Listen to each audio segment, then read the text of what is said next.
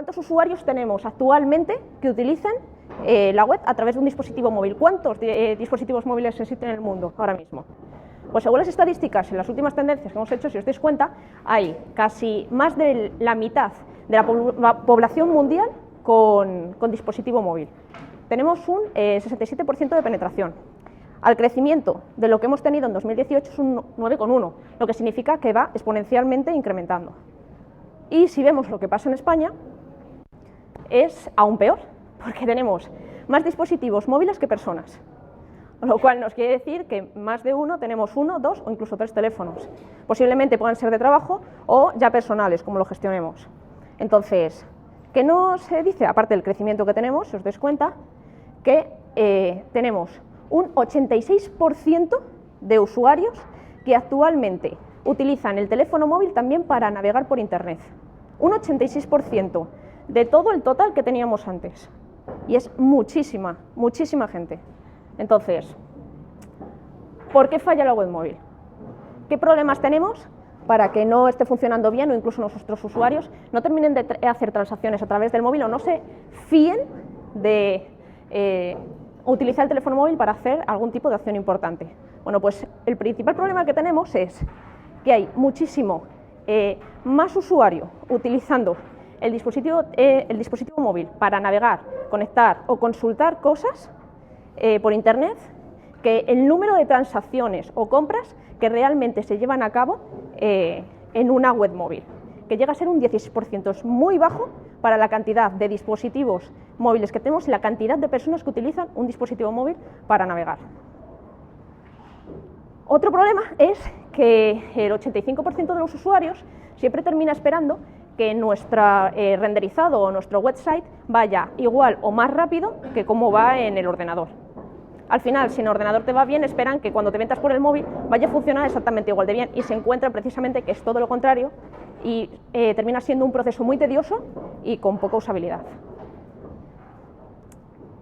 Otro problema principal que hay, si os dais cuenta, lo que nos tenemos que enfocar aquí es que son todo tiempos, tiempo de uso, tiempo de renderizado, tiempo de velocidad de carga, es que cuanto más tiempo tarda, más usuarios estamos perdiendo, el usuario se cansa, el usuario se va de nuestro website, estamos perdiendo un cliente potencial.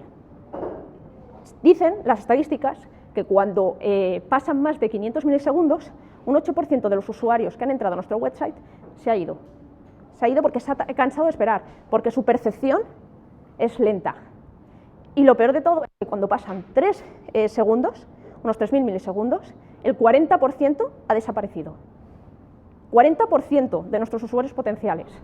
Ahí os pongo como si fuese una tablita de un poco la percepción que tiene el usuario de esos tiempos a sí mismos, cómo percibe la lentitud de la página, y es que a partir de los 1.000 milisegundos creen que ya es muy lento. Somos impacientes, nos cansamos de esperar, queremos las cosas rápidas. No queremos estar esperando para que nuestra página cargue y estar viendo un loading durante segundos. Y bueno, como os comentaba, el 90% de las compras terminan siendo abandonadas. Consultamos, vemos lo que queremos y nos vamos al ordenador a comprar, a hacer transacción, a consultar el banco, lo que sea. Una web en móvil funciona mal y nos da muy mala imagen de marca.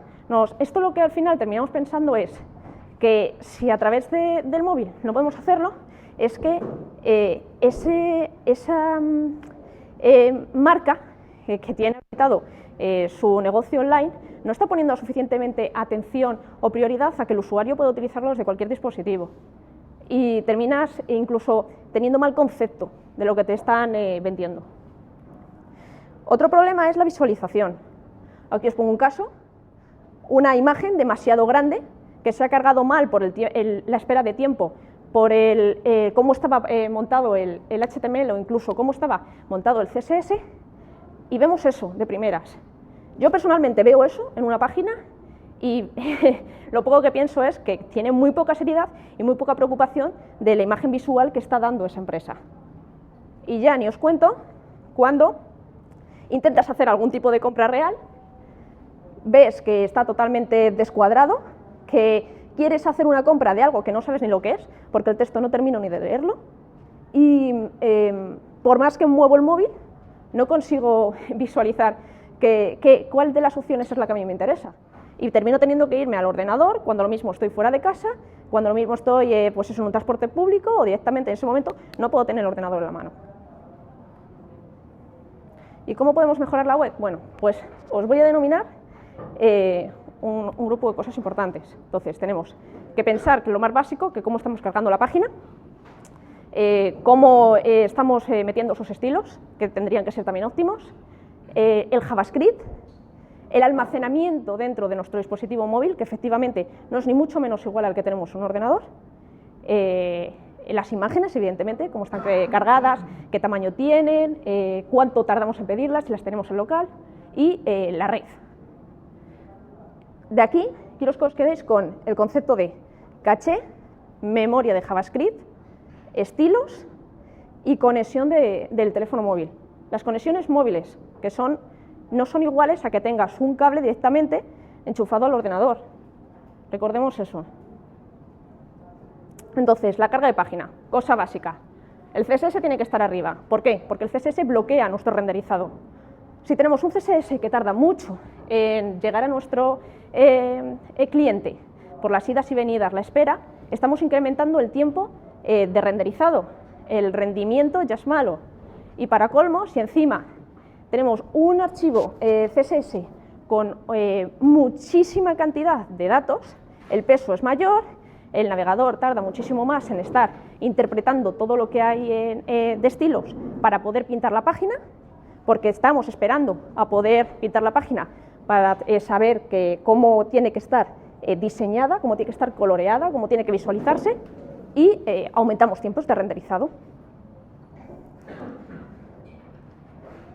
La otra es evidentemente que el JavaScript tiene que ir al final de nuestro HTML, de nuestro contenido. ¿Por qué?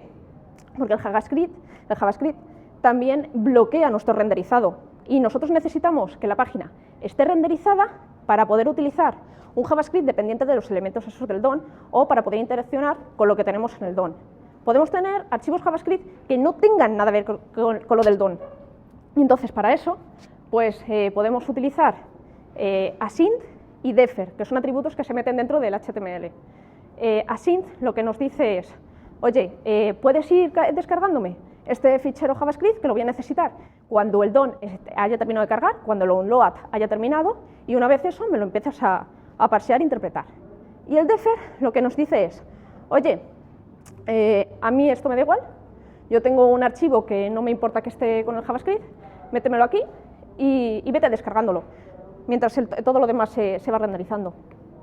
Y os meto una cosa más, una cosa que me parece muy importante. Últimamente tenemos mucha tendencia en meter tags al principio del contenido de nuestra página. ¿Por qué? Pues porque a veces necesitamos meter código para sacar informes de rendimiento, pruebas para ver cómo el usuario se comporta con ciertos tipos de A/B testing y anuncios incluso en nuestra página. Y nos obliga a tener que hacer peticiones a CDNs exteriores, descargarnos un archivo JavaScript que va a depender además de la funcionalidad que tenemos dentro de nuestra página. Y de nuevo, ralentiza, de nuevo tenemos que estar esperando a que este fichero esté descargado para poder utilizar e interaccionar con nuestra página, incluso a veces se ven flashazos, según cómo lo hayamos metido. ¿Y cómo podemos optimizar que tengamos un archivo externo, un archivo que realmente no nos pertenece, que no es un servidor ajeno? Bueno, pues incluso dentro de estas herramientas, muchas veces nos aconsejan cómo podemos darle más performance. Hay tres atributos que son importantes. Son el preload, el preconnect y el prefetch. El preload lo que nos dice es, oye, mira, tengo una cantidad de recursos que son importantes para mi página, los necesito de forma urgente y son súper mega importantes para cuando esto se renderice, y quiero que cuando yo esté haciendo la conexión a ese website y me esté devolviendo el contenedor del HTML, me diga que esos archivos tienen prioridad para descargar. Y ahí ponemos un preload. Le metemos un rel, preload tal, y te descarga los archivos con prioridad. El preconnect lo que te dice es, necesito, por ejemplo, como decíamos antes, unos JavaScript de un CDN externo, totalmente ajeno a nosotros. y sabemos que, por ejemplo, el tiempo de descarga que nos va a traer ese recurso, voy a poner a lo bruto, son 400 milisegundos, porque es muy grande, muy tocho y trae muchas cosas. Bueno, pues le decimos, oye, necesito esto, pero méteme un preconet para decir que me vaya conectando con el servidor y le vaya diciendo que voy a necesitar este fichero para que me reduzca el tiempo cuando me lo traiga. Y el prefetch, que se hace en segundo plano, es cuando tenemos elementos que vamos a necesitar a futuro, incluso que estén, imaginaos, debajo de la página, lo que no estamos visualizando de primeras. Una imagen, como decíamos, un link de JavaScript bajo el todo, no sé, pensad cualquier tipo de recurso. Pues entonces le decimos, oye, le metes un prefetch, le dices que cuando la página haya renderizado puede ir pidiéndolo en segundo plano, no nos importa de primeras el tiempo, y tenemos dos tipos importantes, el de DNS y el de prerender. El de DNS lo que nos hace es como si fuese una preconexión a otro origen. Se suele hacer más que nada para cuando hacemos redirecciones, para que ya hayamos hecho las conexiones y no haya ningún tipo de lentitud al interaccionar con ese elemento. Y el prerender hace como una especie de previsualización o prerenderizado de algún tipo de elemento que necesitamos meter en un contenedor de nuestra página. Otro importante, que lo que os decía antes, son que tengamos pues la mayoría de los archivos que podamos en nuestro local, que no dependamos de servidores ajenos, porque así como os comentaba de que lo mismo necesitamos pedir imágenes o archivos JavaScript o CSS a un servidor externo, también, aparte del tiempo, puede pasar que ese servidor esté caído. Y si nos está dando un 500 y nosotros necesitamos esos recursos de forma importante para que nuestra página funcione, no vamos a poder, porque estamos dependiendo de otro elemento. Más cosas. Minimizamos el código.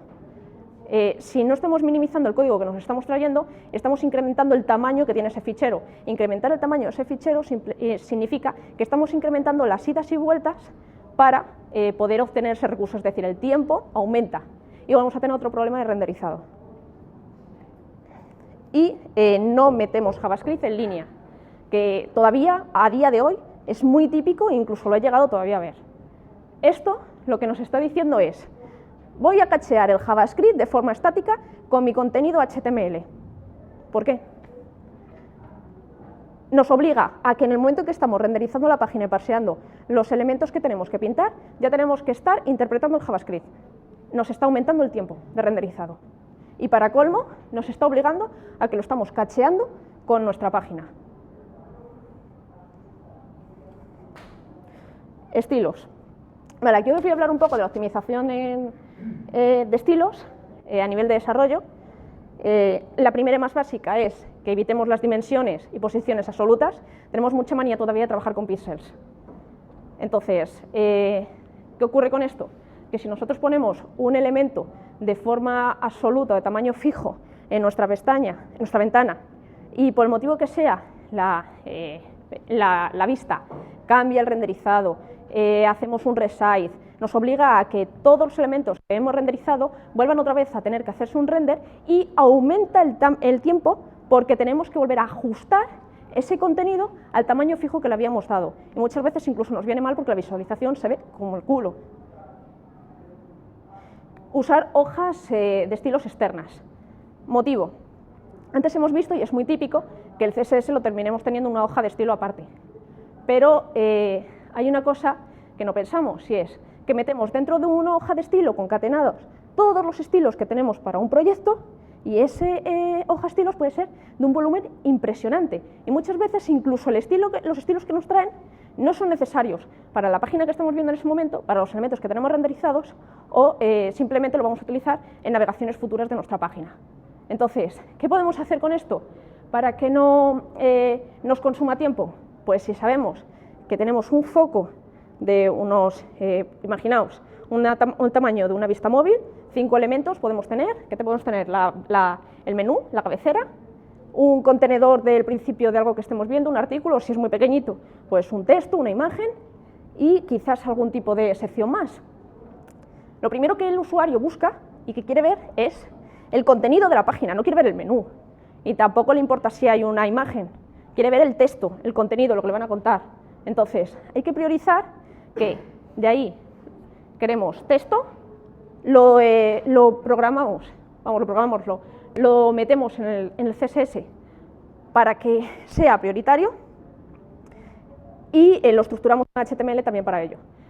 ¿Cómo podemos hacer esto? Pues o nos servimos de JavaScript, que a mí es una técnica que no me gusta, o lo hacemos de forma manual. Y de forma manual lo que podemos hacer con ello es sacamos esas clases del CSS, lo metemos en la cabecera de nuestro contenedor HTML y sabemos que esos 4 o 5 elementos que necesitábamos, que lo mismo son no más que 4 o 5 clases, las tenemos en la cabecera. El primer renderizado nos le ha hecho rápido porque ya tenemos el contenido HTML cargado, lo que nos interesaba, y el resto que nos lo vaya devolviendo a través de una función JavaScript que nos diga, oye, ya he hecho un load, ahora tráeme el resto del CSS que me faltaba. La página ha cargado rápido, no pasa nada, porque el usuario la primera visualización la tiene.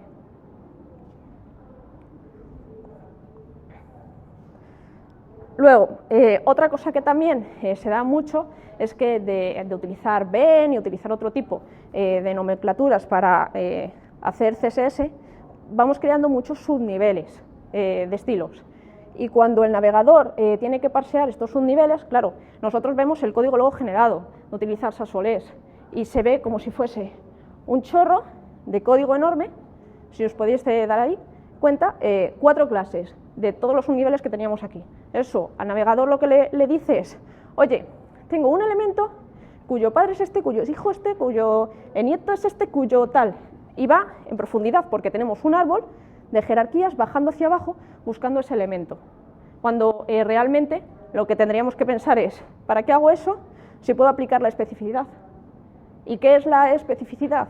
Pues lo que se hace para poder interpretar un estilo es, oye, tengo un tag, tengo una clase, puedo tener un ID y puedo tener estilos mal hechos metidos inline dentro del HTML. Para un tag normalmente le dan una puntuación de 1, para una clase le da una puntuación de un 10, para un ID le da una puntuación de un 100 y para un estilo metido inline se le da un 100. Ahí te está diciendo la categoría en la que el CSS, o más bien el navegador, reconoce que tiene más prioridad de todas las definiciones de estilo que hemos metido. Evidentemente, el ID nos lo está pisando todo porque es único. Los estilos inline nos están jorobando lo que estamos haciendo porque hemos duplicado los estilos y está cogiendo con prioridad lo que tenemos metido. Y por otro lado, pues la clase y el tag, que serían lo más adecuado para utilizar, tienen la prioridad mínima. Lo suyo es que utilizásemos clases realmente, no identificadores, pero quedaros con esas dos, identificadores y clases. Evitar IDs, como os comentaba, y evitar también insertar URIs muy grandes, porque a veces también cogemos y decimos, tengo que insertar una imagen, tanto dentro del HTML como dentro de un fichero CSL, hacemos un import, mal consejo, y vamos y metemos la URI de la imagen en base 64, que es un chorro así de grande. Pues claro, porque el navegador interprete todo eso, lo decodifique y lo cargue, es tiempo. Y como os comentaba, no insertar atributos CSS en el HTML. Y esto tiene un doble motivo, y es que nosotros, como os decía antes, intentamos cachear ese HTML. Entonces, cuando obtenemos el CSS, ese CSS también va cacheado por un lado. Y lo suyo sería que el CSS esté totalmente individualizado en una caché y el contenido esté por otra, exceptuando lo que os he comentado antes para priorizar la carga de estilos. Y aquí hay una temática, un tema que a mí me ha dado bastante guerra, y es, ¿qué hacemos? ¿Metemos los estilos en una hoja de estilos aparte, como hemos hecho toda la vida, o metemos estilos en JavaScript, cosa que se hace muy habitualmente ahora con los últimos frameworks de componentes y tal? Claro, esto tiene dos pegas. La primera es que, como os decía, cuando cargamos estilos desde una hoja, lo estamos cacheando directamente en el navegador. Por lo tanto, todos los cambios que estemos realizando dentro de nuestra vista, sean como sean, no tenemos que volver a cargar el CSS porque ya lo hemos interpretado una vez, está cacheado. Entonces, se van a asignar automáticamente sus estilos. Pero en el JavaScript no. En el JavaScript estábamos metiendo ese CSS de forma dinámica, así que por cada renderizado, por cada cambio que hagamos, tenemos otra vez que volver a interpretar esos estilos que hemos metido y estamos consumiendo bastante. Entonces, soluciones a esto, tenemos el acceso al CSS on con esta clase maravillosa, el CSS Style Declaration, que no es de las mejores soluciones, pero bueno, algo alivia. Y es que trata los estilos como si fuese un array de estilos, un array de objetos, y lo va metiendo en caché antes de hacer los renderizados. De forma que si en cualquier momento hacemos un cambio, atacamos directamente a ese array, modificamos si queremos hacer algo con los estilos, y si no, si lo que vamos a modificar es el componente que ya tenemos en vista, ya tenemos cacheado el CSS. No necesitamos volver a meterlo dentro del componente.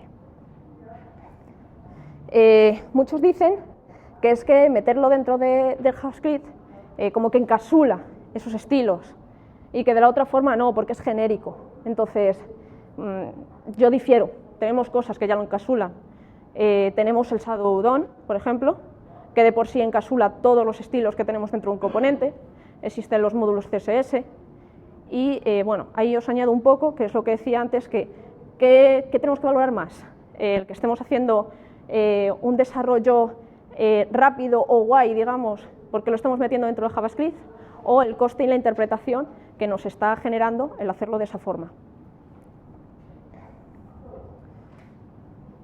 Bueno, otra cosa es que debido a esta tendencia, pues Babel no le ha quedado más remedio que meter ya una dependencia que parsea el CSS dentro del JavaScript, cosa que evidentemente pues, no existía. Y vamos a hablar ahora de la parte de JavaScript, cómo optimizamos esto. Y hay una cosa muy importante dentro de nuestro navegador, y es que tenemos ya un motor de optimización, el V8, por ejemplo, de Chrome, y en Firefox es SpiderMonkey. Entonces, ¿qué hace V8? V8 coge tu código, te lo lee, te lo parsea, te genera un árbol sintáctico de todas las operaciones que tienes realizadas dentro de tu JavaScript. Imaginemos que tenemos una serie de condicionales, los condicionales van haciendo funciones. If tal, vamos haciendo ramificaciones con todos los métodos y lo que va haciendo cada uno de los procesos. Y cuando tiene montado el árbol sintáctico, le dice a su intérprete, llamado Ignition, oye, cógeme el código y me lo conviertes a código máquina para que podamos leerlo más fácilmente, un ensamblador de toda la vida, y vamos a empezar a optimizarlo desde código máquina, cuando esté en bytes. Pues lo interpreta, lo cambia, y todas estas funciones y métodos que ya teníamos, que muchas veces se están repitiendo en diferentes puntos de nuestro desarrollo, los va metiendo en diferentes tipos de arrays para poder guardar y decir, oye, si me vuelven a pedir esta función, yo ya la he interpretado antes y sé que el valor X está en esta celda de memoria. Vale, estamos consumiendo en memoria, estamos metiendo datos en memoria. A eso se le llama caché en línea. ¿Y qué hace después? Dice, oye, ya lo tenemos convertido, llama a Turbofan, que es nuestro compilador, y dile que empiece a optimizar. ¿Y cómo lo hace? Pues cuando ya hemos tenido un tiempo de ejecución del código dentro de nuestro navegador, el navegador ya dice, oye, esta función me está consumiendo demasiado. Y dice, pues optimiza. Y ahí va. ¿Cuál es el problema? Pues que evidentemente para móvil esto no valía, porque consumía muchísima memoria. Y al final terminaba siendo un contra más que una mejoría. Y dicen, oye, pues vamos a intentar mejorar esta funcionalidad que hemos implementado para intentar optimizar nuestro código y vamos a hacer algo diferente para móviles. Y dicen, bueno, pues ya que consume memoria, vamos a quitar lo que consume memoria. Y consume memoria todo el caché en línea, todos en las funciones que estaban, todos los métodos y operaciones que se estaban cacheando dentro del navegador cuando estaba haciendo el parseo del árbol sintáctico, y como no podemos meter nada dentro de la caché, pues tampoco vamos a utilizar nada que lo optimice, no vamos a utilizar el Turbofan. Ok, entonces se dan cuenta de que cuando quitan todo el consumo que está haciendo el recolector de basura al intentar limpiar toda la memoria que se estaba consumiendo, todas las cachés que está consumiendo también memoria dentro de nuestro dispositivo, se hace una mejoría del 22 o 32% de almacenamiento y sube la velocidad de renderizado un 12. Así que, como en móvil funcionaba tan bien, dijeron, pues vamos a implementarlo en desktop. Ahora es la nueva versión que tiene Chrome desde este otoño pasado, de 2019. Librerías. Esto es también un tema bastante peculiar, porque tendemos muchas veces a decir, bueno, pues voy a utilizar un jQuery, sí, sigue gente utilizando jQuery, que pesa bastante, y al final no es ni más ni menos que una librería que nos permite atacar al DOM de forma más sencilla y más bonita. Y también, simplemente por tiempos de desarrollo o incluso por nuestra propia vagaría personal, pensamos que es mejor que busquemos algún tipo de componente o dependencia que ya esté desarrollada, en vez de coger nosotros individualmente, personalmente, y decir, oye, si necesito un dropdown, si necesito un modal, si necesito un botón que haga no sé qué, algo específico que nos pidan para la implementación de nuestro desarrollo, vamos a Google y buscamos componente, dependencias para este lenguaje. Anda, mira, ya está, me la descargo. ¿Y qué trae ese componente? ¿Qué trae esa dependencia? ¿Qué trae la librería que nos hemos descargado para que me ponga el DOM bonito y me haga una animación? ¿O para que me haga un scroll infinito? No sé. Imaginad, ¿qué trae? ¿Vosotros habéis visto el código interno que tiene esas librerías? Puede ser bueno y puede ser fatídico, porque no sabemos cómo se ha desarrollado. Entonces, si no sabemos el código que tenemos por debajo de lo que estamos insertando en nuestra página, ya no digo que no lo utilicéis, pero sí que lo echéis un vistazo, porque al final, en vez de solventarnos, evidentemente, ese tipo de desarrollo, nos está perjudicando a nivel de rendimiento. Y puede ser que nuestra página empiece a ir mal, que luego encontremos petes porque no habíamos contado con algo, incluso una actualización que haya hecho el desarrollador de esa librería o esa dependencia y que al descargarnos la actualización nos esté jorobando el desarrollo. Eventos. También tenemos mucho la manía ahora de que, como desarrollamos por componentes, asignamos un evento por elemento renderizado. Y esto es consumo de memoria a nivel de JavaScript. Tenemos un montón de escuchas dentro de la vista y realmente las necesitamos o podríamos atacar al padre. ¿Por qué no seguimos atacando al padre, delegamos el evento al padre y que sea el padre el que gestione qué eventos, dónde se ha clicado dentro de nuestro contenedor y ataque en la búsqueda del elemento, porque lo tenemos en el target? Cuando nosotros clicamos en algún sitio o lanzamos un evento, se nos devuelve un target diciendo, oye, este elemento ha sido clicado, se le ha hecho esto. ¿Por qué no cogemos directamente, ya que tenemos una referencia a qué elemento es el que ha sido interaccionado y lo gestionamos directamente desde el padre? ¿Por qué tenemos un evento por componente en vista?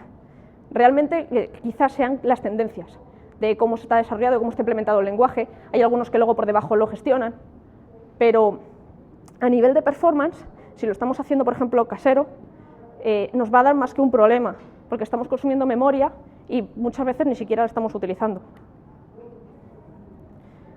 ¿Vale? Y luego, otro tema. Esto lo voy a hacer lo dejo aquí con un poco de spoiler. Luego hablaremos más detenidamente de los problemas que tiene Virtual DOM. Muchas veces cuando desarrollamos decimos, oye, si yo tengo una librería de Virtual DOM por debajo, ya sea casera o me la haya traído, me da igual, ¿qué mismo me da lo que estoy haciendo en la página, en el renderizado de la página, si el Virtual DOM me lo está optimizando, me lo está gestionando? Virtual DOM consume muchísima memoria, muchísima. Entonces, quizás para un ordenador, un desktop no lo notéis, pero en móvil sí se nota, luego lo veremos. Otra cosa que también me he encontrado mucho en el desarrollo de componentes y que me da muchísima rabia es que, como tenemos el Virtual DOM por debajo, decimos, ¡buah! Pues en vez de utilizar el componente que ya tenemos renderizado dentro de nuestra vista, dentro de nuestro árbol, pues lo renderizo otra vez. No voy a andarme con tonterías, no voy a estar perdiendo el tiempo. Y estamos continuamente renderizando los mismos elementos que lo mismo no han sido modificados. Que realmente dices, ¿por qué estoy obligando a que el Virtual DOM tenga que estar gestionando si ese componente o ese elemento del DOM ha cambiado, si realmente yo sé que no ha cambiado? ¿Por qué no lo gestiono de otra forma? ¿Y cómo podríamos gestionarlo? Pues muy fácil. Podemos hacer algún tipo de caché de elementos renderizados para no tener que estar continuamente haciendo cambios, pero tampoco sería del todo bueno. ¿Por qué? Porque al final también estamos aumentando memoria. Entonces, dependiendo de lo que tengamos en vista, que puede ser de muchas formas la aplicación, puede venirnos bien tener que estar llamando todo el rato a los renders o directamente intentar atacar únicamente al elemento que va a ser modificado, ya sea atacando al DOM directamente sin entrar a través de renderizados del JavaScript, sin estar dependiendo del virtual DOM, o gestionando, como os decía, si son pocos elementos, a través de algún tipo de caché de renderizados. O mismamente, en este caso, tenemos los server render, que también podrían ser útiles. Otra cosa es que también he visto mucho que si ya tenemos una instancia de componente creada, esa instancia de componente creada sabemos que tiene un elemento que está renderizado en vista, porque continuamente estamos destruyendo el elemento que tenemos en vista y estamos volviendo a crear una nueva instancia y volviendo otra vez a renderizar. Es absurdo, ¿no creéis? Estamos consumiendo memoria a lo tonto. Sí que es verdad que el recolector de basura por debajo nos lo está limpiando, pero es un proceso que no debería realizarse. Aprovechemos lo que tenemos ya hecho. Tenemos que desarrollar pensando en que estamos en un dispositivo móvil, no en un ordenador. Los recursos no son los mismos, la memoria que tenemos no es la misma, la caché que tenemos no es la misma, o sea, y ni siquiera tenemos conexiones de red iguales. El problema que yo veo muchas veces es que cuando nos ponen un desarrollo delante es muy fácil decir, voy a desarrollarlo con una pantalla grande, que me gusta más, es más ajustado, es más rápido, pero últimamente las tendencias también llevan a que sea móvil primero, y deberíamos de pensar en eso. Si funciona bien en móvil, en desktop va mejor. Y los reflows, que bueno, al final tiene un poco que ver con esos repintados que os decía de estar continuamente renderizando componentes, que le obliga al navegador a que por cada cambio tenga que estar haciendo renderizados completos de vista. Vuelve a ser consumo, rendimiento y que el móvil se vaya un poco a la mierda. Voy a añadir los web workers y los service workers, ¿vale? Los web workers al final trabajan en background, no infieren en el hilo principal ni en la interfaz, pero sí nos sirve para poder desalojar un poco la funcionalidad y la lógica que necesitemos hacer. En vez de tenerlo todo en el hilo principal, podemos llevarlo a un hilo secundario que nos lo esté gestionando y nos esté haciendo toda la funcionalidad necesaria. Solamente para funcionalidad, repito, no interacciona. Y el service workers, pues al final es un servicio que se queda por debajo en background funcionando y que sobre todo utilizamos para cuando nos hemos quedado sin conexión, para poder estar gestionando los elementos, y que consume caché de nuestro dispositivo, importante. Envía push y es bastante útil para, por ejemplo, aplicaciones de geolocalizamiento y chats, se utiliza mucho para chats. Y bueno, el almacenamiento. Tenemos tres tipos de almacenamiento. Tenemos temporal, persistente e ilimitada. El temporal podría ser perfectamente nuestra storage, una session storage, es una temporal. ¿Qué diferencia tiene? Pues que tú estás guardando información, pero en un momento dado esa información puede desaparecer bien porque hemos cerrado la pantalla del navegador o porque directamente el navegador lo haya eliminado, y ahora veremos el porqué. La persistente, que es, por ejemplo, local storage, que sí que se mantiene, entra dentro también del concepto de temporal, pero al final persiste, no va por sesión. Y también una caché también persiste. Y ¿qué más tenemos como persistente? Podríamos incluso contar la IndexedDB, pero también toca un poco de ilimitada. Ahora os pongo esas diapositivas. Y en ilimitada meto los file system, que es API nueva de navegador y todavía no está operativa en todos los navegadores. Y lo que hace es simular un sistema de ficheros, pues como los que tenemos en Android o en iOS. Entonces, importante, capacidades de storage de cada uno de nuestros dispositivos. Evidentemente todavía tenemos en el mercado dispositivos muy viejos y si os dais cuenta, hasta la versión 8 de Android no superan los 5 megas. de almacenamiento de store. Incluso algunos no llegan, se quedan en 2 y pico. Importante tener ese concepto porque muchas veces abusamos de la memoria que tenemos en store o en caché y no es bueno. Entonces, ¿qué recursos tenemos? Hay 2 tipos de guardado en store. Tenemos el grupal y tenemos el global.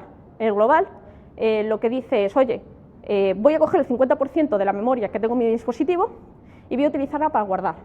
Cuando haya superado el 50% de la memoria, el navegador dice, oye, que estás consumiendo demasiado y se lo carga todo. Sin preguntar, se carga todo lo que tenías en memoria. Y la grupal te dice, oye, del máximo de memoria que tienes, vamos a coger un 20% por grupos de 5 aplicaciones. 5 aplicaciones tienen un 20%, va por grupos. O sea, 5 ventanas abiertas tendrían en total una memoria compartida de un 20%. Cuando se supera el total de ese 20% entre las 5 aplicaciones, el navegador dice, oye, se ha superado, voy a empezar a eliminar memoria de las aplicaciones más viejas en adelante. Es decir, las que menos estoy utilizando, la última en utilizarse, la última no, la que no se está utilizando, la última que no se está utilizando, hasta la que estás utilizando actualmente. Y luego os decía que tenemos que tener cuidado con el mínimo y el máximo de tamaño que tenemos en dispositivos móviles más viejos. Bueno, aquí he añadido la caché que en iOS ha cambiado, se lleva directamente a donde está en los datos de la Store, se lleva directamente a donde está el directorio de caché y que tenemos que aprovecharla para que todos los elementos que nos traemos de servidor al final no tengamos que estar haciendo peticiones continuas, sino que lo podamos tener en caché y no tengamos que estar esperando por velocidad por traer esos elementos para poder renderizar y aumentemos la velocidad. Y para ello voy a hablar de la aplicación caché. Entonces, ¿por qué mola aplicación caché? Aplicación caché se está utilizando mucho para las Progressive Web Apps. Bueno, más o menos me imagino que casi todos sabréis lo que es una Progressive Web Apps, por si acaso hay alguien que lo voy a explicar. No es ni más ni menos que una aplicación web que la primera carga que tiene cachea todo el contenido que se ha traído y lo mantiene en caché a efectos de que en las siguientes peticiones pueda estar obsoleto o no. Hace como una especie de conexión al servidor y dice, oye, los datos que tengo ¿están actualizados o están obsoletos? Si están actualizados, no hace nada y ya tenemos renderizado lo que teníamos en caché. Ha aumentado velocidad, ha rebajado el número de peticiones y consumo de red y bueno, pues los estilos al final todo también los teníamos. Y luego, si está obstruido, pues pide de nuevo. ¿Y cómo se hace? Con el atributo manifest dentro de nuestro tag HTML. Bueno, el cómo vaciarlo creo que lo sabemos todos, que al final no es ni más ni menos que limpiar la caché y el historial que tenemos. Y el file system, que es lo que os comentaba antes, que al final es un beta, pero intenta simular un sistema de archivos como los que podemos tener en cualquier aplicación nativa, accesos de una aplicación nativa. Y la IndexedDB. La IndexedDB está guay si tenemos que guardar muchísimos datos estructurados que la Store no los permite, porque al final es por clave y valor. Y se supone que no tiene límite de memoria, pero es mucho suponer porque al final siempre tenemos limitado la memoria. Lo único que sí es que dice que no tiene limitada las celdas, porque cuando supera los 50 megas para guardar un archivo, se hace una petición, por ejemplo, por lo menos Firefox, hay navegadores que no lo hacen, para consultar al usuario si quiere guardar un archivo que tiene más tamaño, más volumen del que está permitido. Y si el usuario confirma, lo hará con todos los elementos ya, y si no, pues no lo guarda, evidentemente. Y al final pues se utiliza también como con un web SQL. La IndexedDB, por ejemplo, es utilizada en aplicaciones como WhatsApp Web. WhatsApp lo utiliza para guardar todas las imágenes de los avatares de los contactos con los que tenemos una conversación en el listado principal. Entonces lo guarda aquí y según vayamos haciendo scroll, vayamos interaccionando, vayamos entrando dentro de las conversaciones, todos los recursos que se va descargando, vídeos, imágenes, los va metiendo dentro de esta base de datos. De forma que no tiene que estar volviendo a hacer peticiones ni tampoco lo está guardando dentro de nuestra propia caché. Y las imágenes, que bueno, al final, optimizar una imagen sabemos que tiene que traer un peso pequeño, que tenemos que utilizar mejor imágenes vectoriales, no utilizar base64, por favor, que hemos dicho que al final tenemos luego que estar decodificando esa URL. Y intentemos en listados utilizar una carga en diferido, un lazy load, y si utilizamos un lazy load, cuidado con los saltos en móvil, que se notan mucho. Al final tenemos elementos con una proporción muy pequeña en pantalla y si vamos cargando contenido o elementos según vamos haciendo scroll, iremos viendo como que pega saltos y podemos perder el foco de lo que estamos visualizando en pantalla. Podríamos poner para eso algún tipo de background de carga o alguna cosa así, o directamente pues dejar una imagen de opacidad para que no ocurra. Y para guardar esto en caché, pues evidentemente se tiene que guardar en un archivo blob, no te deja otra forma, y cuidado con lo que estamos guardando, que vayamos teniendo un poco en consideración cuáles son los elementos que estamos metiendo dentro de nuestra memoria, si nuestra memoria está un poquito petada ya y vayamos viendo el límite que nos queda y por supuesto pues el tamaño de nuestro blob. Y aquí voy a hablar de un plus, que os voy a comentar lo que os decía del Virtual DOM. ¿Por qué el Virtual DOM es bueno pero no es bueno? Es muy bueno porque al final lo que hace es generar un árbol virtual que es comparado con los cambios que podamos tener realizados en vista, nos hace un diff, una comparación de los elementos que cambian y renderiza el nuevo árbol y guarda el actualizado que ha quedado de nuevo en memoria. Pero lo de siempre, estamos guardando contenido en memoria y en móvil no tenemos esos recursos. Entonces, cuando pasa esto, ¿qué nos dice Google? Pues yo voy a meter uno mejor, voy a meter el Incremental DOM. El Incremental DOM actualmente se está utilizando para lenguajes como Angular y lo que hace es que teniendo el árbol ya pintado en vista, teniendo el real, coge el elemento que se ha cambiado, lo parsea, dice, oye, de este árbol real que tenía se han modificado estos elementos, pues voy a ceder una parte de memoria solamente para esos elementos, sabiendo hasta dónde ha quedado el árbol, y lo voy a meter, no voy a consumir toda la memoria para crear un árbol entero cuando lo mismo, lo único que he modificado es un elemento o puede que ninguno. Y por supuesto pues la red, que no tenemos conexiones rápidas, que dependiendo de dónde estemos la cobertura tampoco es buena y que eso pues también va a repercutir en el tiempo en el que rendericemos nuestra página, porque la conexión no es buena, repetimos, no hemos podido tener todos los recursos o incluso seguramente la veamos en esqueleto, como yo lo llamo, porque ni siquiera los estilos hayan podido llegar a tiempo y incluso un dato aquí, no siempre echéis la culpa al móvil, a la red que tiene el móvil, sino que también puede ser el tiempo en el que tarda en devolver tanto el servidor como en pasar al cliente, recordemos eso, pero que tengamos en cuenta que la red que tenemos no es la que podríamos tener en un ordenador. Aquí os he puesto un poco de recurso de todo esto que os he hablado, sé que son muchas cosas y he hablado también bastante rápido, espero que os hayáis quedado por lo menos con lo más importante y que podéis consultarlo personalmente y leer cada una de estas cosillas que he comentado porque, por ejemplo, de V8 hay muchísima cosa en profundidad, de la caché también se puede leer muchísimo porque también hay muchas actualizaciones y va cambiando bastante, hay mucha beta y pues de todos los recursos demás, como puede ser optimización de CSS, también hay muchos artículos. Bien, gracias.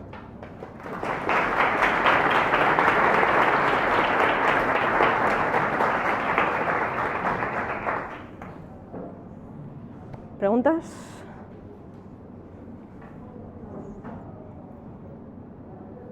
¿Ninguna? Bueno, pues, supongo que os habrá quedado muy claro, no sé. Sí, dime.